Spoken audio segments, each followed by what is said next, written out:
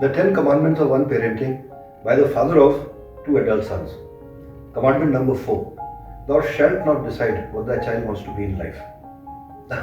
uh, by this statement, I certainly don't mean to tell young parents or to be parents that you will have no influence on what your children should choose in life. In fact, quite the contrary. What I'm suggesting is that you might be a doctor family, and your child might naturally want to be a doctor again, which is beautiful. You might be from a military background, and your child might want to join the army or the navy or the air force. Great, wonderful. But the decision of what your child wants to do eventually should squarely lie with the child. I have said this in other commandments that what a pity it would be for Virat Kohli to be sitting and pushing a pen in some office. Okay, and what a pity it would be for Bruce Springsteen, to be a solicitor or to be a auditor.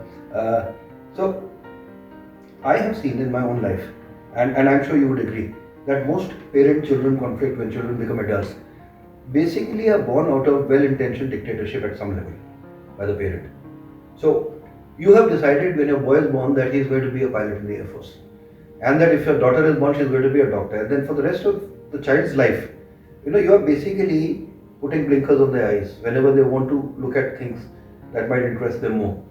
We tend to wean our children away from sports, other entertainment forms, because we just feel those are not serious avenues, which is not true. I mean, as a matter of fact, some of the biggest, most wealthy people in the world today come from the space of entertainment and sports. Don't you agree with me?